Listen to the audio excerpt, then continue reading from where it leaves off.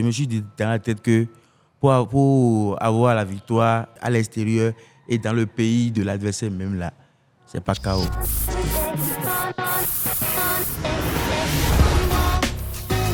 Bonjour encore, je suis avec vous avec un super champion, Francis. Présente-toi s'il te plaît. Et moi, c'est Tokpo Damien Francis et je suis boxeur professionnel et je bosse dans la catégorie des 75 kilos moins. C'est un plaisir. Et Damien, tu as commencé, quel nom tu préfères le plus, Damien ou Francis? Bon, Francis. Francis. Oui. Ok. Dis-moi, c'est combien d'années déjà tu fais la boxe? Bon, je bosse maintenant, ça fait pratiquement au moins 9 ans. 9 ans. 9 ans. Comment tu as démarré ta carrière? Bon, j'ai démarré en amateurisme et j'ai été 2 fois champion du Bénin et 1 fois vice-champion du Bénin. Ah ouais? En quelle année? Et en 2017, je suis champion. Je suis vice-champion en 2017. Ok. Je suis champion en 2018. Je suis champion en 2019 avant le coronavirus. Super. Et tu fais quel poids environ? Je fais environ, je bosse souvent dans les 70 à 74 kilos. Ok. Et en pro aujourd'hui, tu es à quel poids en général? Je suis actuellement en 74 kilos. À 74 je bosse kilos. en moyen. Intéressant. Et tu nous as amené une superbe ceinture. Oui. Et ce qui est marrant, beaucoup de personnes ne parlent pas de toi. Moi, ça m'a choqué. Et je veux que ça change un peu. D'accord, Allez, monsieur. dis-nous, comment ça s'est passé au fait? Comment tu as fait la transition de l'amateurisme au pro? Bon, en amateurisme, et en 2019, il y avait le coronavirus qui était venu. Donc, il y avait eu la suspension de toute activité dans le pays. Du coup, en ce moment, j'avais fait un accident et j'ai eu une fracture au pied gauche. Donc, bien avant que les choses ne reprennent dans le pays, j'ai essayé de commencer les entraînements, je me suis forcé à fond, je me suis donné à fond pour pouvoir laisser l'amateurisme et commencer le néo-pro avant le professionnel. Donc, arrivé en néo-pro, j'ai fait mon premier combat au Niger. Au Niger. Au Niger. Donc, j'ai gagné et automatiquement, je suis passé de néo-pro en professionnel. J'ai fait mon deuxième combat au Ghana. Et mon premier combat professionnel, je vais dire, au Ghana. Et le deuxième au Togo. Et la troisième en Côte d'Ivoire. Et la quatrième au Nigeria. Ok. C'est au Nigeria que j'ai décroché la ceinture du HBE. Mais qui était ton opponent, comme on le dit en anglais? Et Ton adversaire? C'était un Nigérien. Ok. Et bon, il est de l'armée aussi. Il est de l'armée. Oui. Ben, je vois qu'au Nigeria, il y a beaucoup de boxeurs qui viennent de l'armée. Oui, oui. Et toi, tu fais quoi de base au fait, en tant que boxeur? Parce que beaucoup de personnes se posent la question, un boxeur, est-ce que ça tu fais, ou bien tu es purement de la boxe? Bon, à part la boxe, j'ai un petit business de commerce que je fais pour pouvoir gagner un peu ma vie et je suis venu aux besoins de ma famille. Super. Donc, ce n'est pas parce que tu fais la boxe que tu ne fais pas d'autres choses. Non, tu as une activité extra, ce qui te permet aussi de pouvoir subvenir à tes besoins, ce qui est très intéressant. Et dis-moi, Francis, le combat au Nigeria, j'ai vu brièvement le combat et tu l'as gagné en premier round. Comment tu as pu réussir à le faire? Avec quand même un combattant qui était déjà dedans pendant un très bon temps, quoi. Oui, bon, là maintenant, je peux dire que c'est grâce, parce que j'avais fait un combat en Côte d'Ivoire l'année dernière et j'ai été perdant. Donc, ce qui m'a motivé le plus. Et je voulais commencer ce combat et je voulais le terminer par KO. J'avais décidé ça au fond de moi. Parce que si je ne faisais pas si je ne prenais pas la victoire, du moins par KO, et j'allais gagner par points, ça n'allait pas me donner plus de...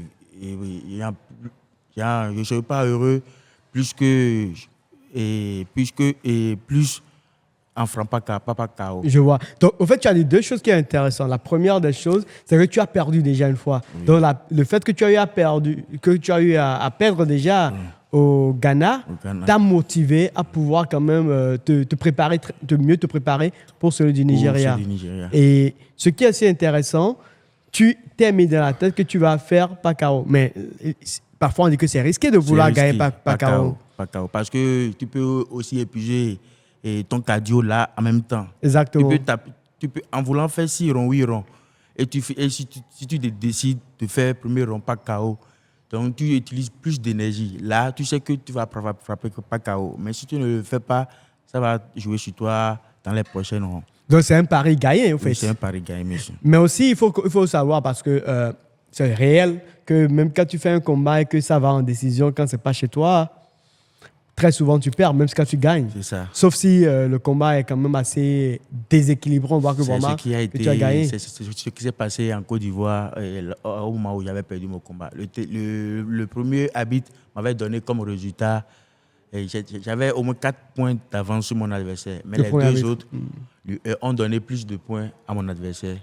Là, il m'a tapé, il a gagné sur 6 points. Mais 6 en réalité, est-ce que d'après toi, un peu le combat de la Côte d'Ivoire, est-ce que selon toi, tu crois que tu avais vraiment dominé, il fallait que tu aies la victoire? Oui. Parce que quand vous allez suivre le combat du premier jusqu'au 6e round, le premier, on peut dire qu'au moins, il s'est donné. Et moi, j'ai profité du premier pour pouvoir connaître moi, mon adversaire. Et les 5 prochains rounds, il a eu à bosser en défense et en fouillant le combat. OK. Mais malgré ça, on lui a donné quand même 4 points d'avance. Non, on t'a donné 4 points d'avance avec le premier juge. Arbitre. Et les autres t'ont donné combien d'avance ils ont donné? Et de 58, 54, 58, 54. OK, je vois. Le premier m'a donné 56 et lui, il a pris 54. 54. Oui, mais bon, c'est pas grave. Ce qui est bien, ça t'a permis quand même de pouvoir savoir comment t'y prendre. Mais aussi, tu as pris le risque de ta victoire. Voilà. Et quand penses-tu, parce que là, tu as la ceinture, tu dois quand même la remettre encore en jeu. C'est pour quand déjà? Bon, c'est pour septembre prochain. Le mois prochain? Le mois prochain. OK, intéressant. Et ma question, comment tu te prépares à ça? Bon, actuellement, la préparation est personnelle et je peux dire que, avec le seul coach que j'ai à ma disposition, c'est avec ce que je fais actuellement. Mais avec le temps, je vais essayer de chercher des endroits où je peux trouver des bons partenaires, sparring et des bons instruments pour être dans une bonne forme. Et en général, quelles sont tes difficultés en tant que boxeur? Quelles sont tes difficultés? En tant que boxeur, mes difficultés, c'est par rapport au sponsoring. J'ai des difficultés côté sponsoring. Côté management, je sais que celui qui est là, au moins, fait de son mieux déjà. Côté sponsoring et côté dojo de travail, et les centres où j'irai au moins m'exercer un peu, c'est ce qui sont mes difficultés actuellement, pour me préparer. Et si tu dois donner, par exemple, un conseil particulier aux boxeurs, parce qu'aujourd'hui, on a beaucoup de boxeurs qui sont toujours en amateur et qui doivent passer en pro. Quels sont tes conseils en général pour avoir déjà eu à faire toute cette trajectoire? OK, là, je peux vous dire que pour parler aux boxeurs amateurs qui sont en devenir, je peux leur dire que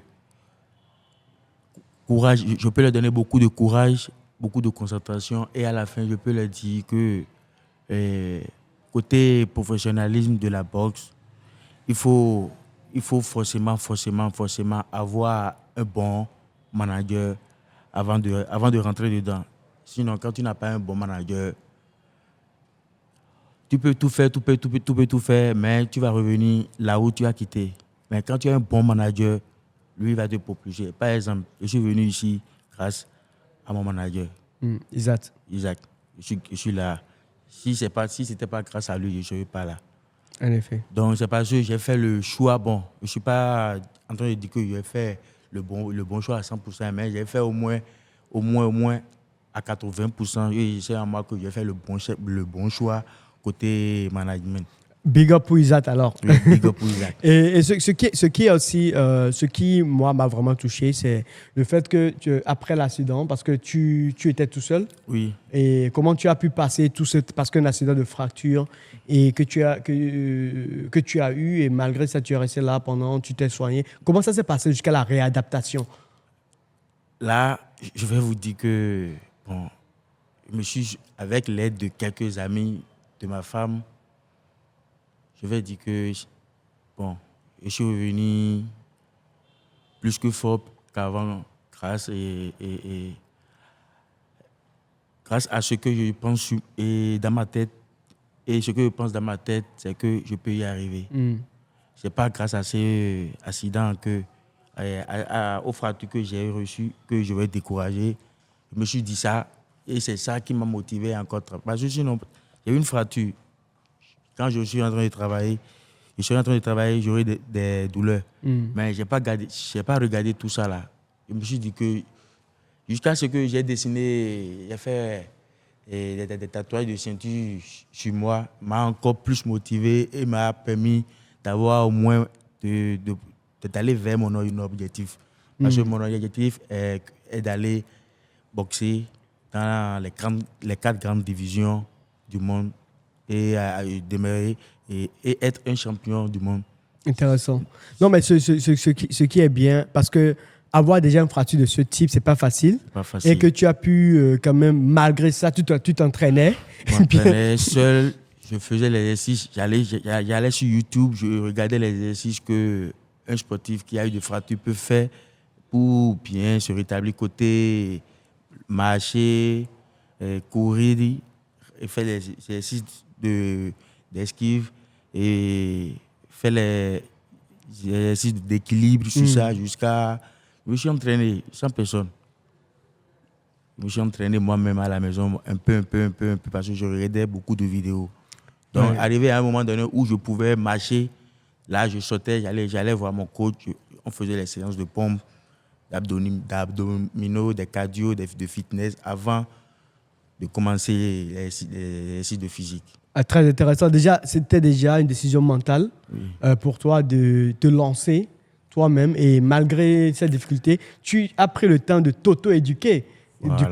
Du coup, tu as eu à suivre toutes ces vidéos sur YouTube, sur différents channels, qui t'a permis quand même de pouvoir faire une réadaptation aussi, toute seule. Excusez-moi, je peux aussi dire que j'étais tombé au moment où j'avais fait l'accident et j'avais eu cette fracture.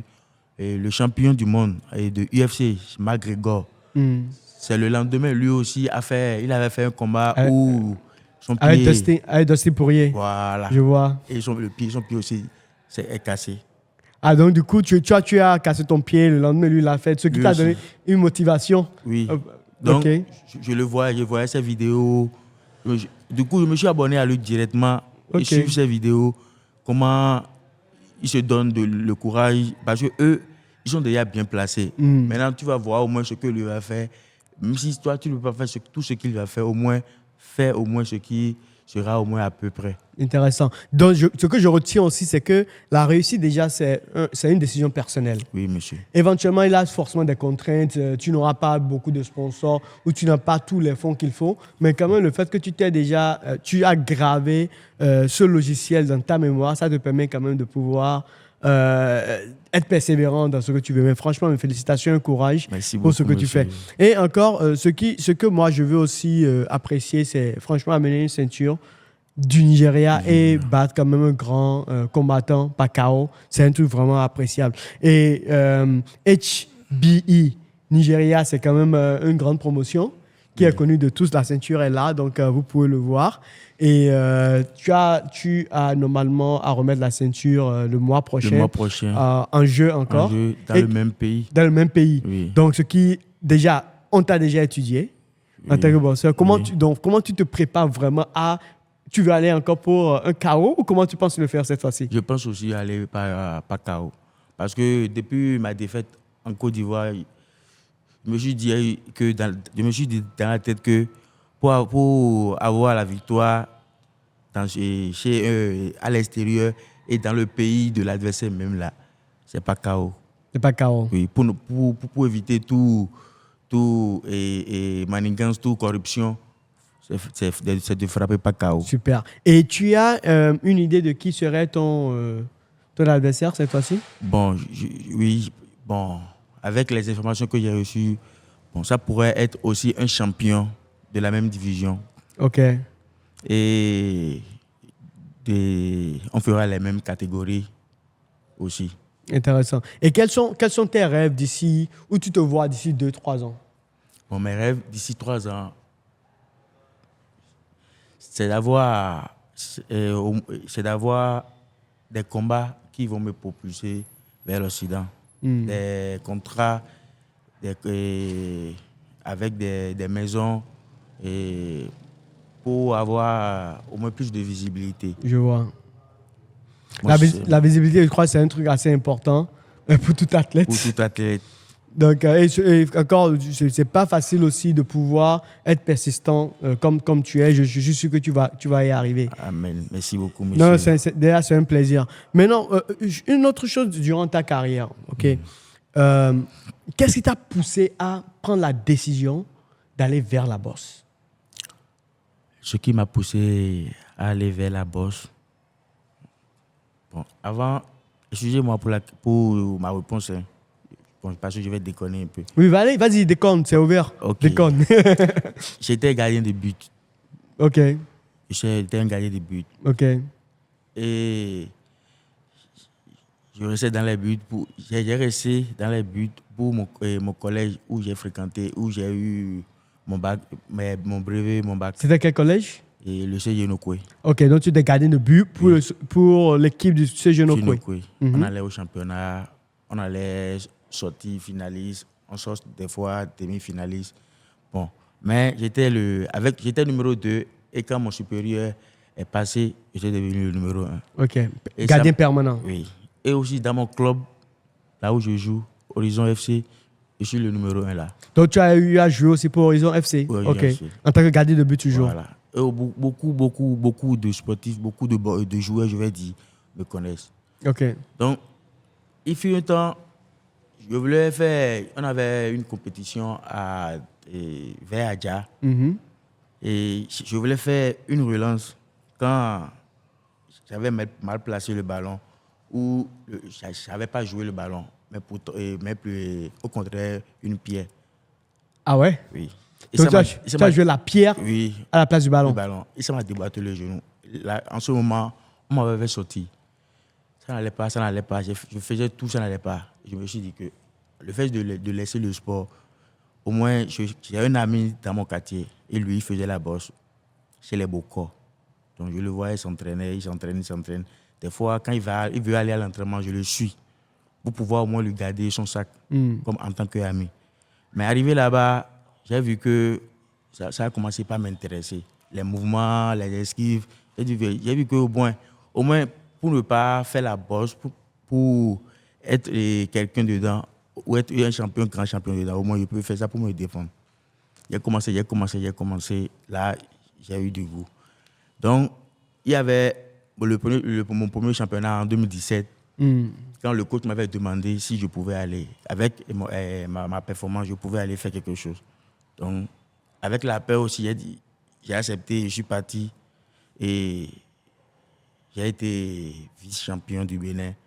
Automatiquement, j'ai pris du goût et puis jusqu'à présent, c'est ce qui me motive aussi encore à rester plus longtemps dedans. Super, quelle histoire. Donc apparemment, pour toi, ce sont les accidents qui te propulsent au fait. Voilà. J'espère que tu n'auras pas d'autres accidents. Tu es déjà propulsé, déjà pour de bon. Oui.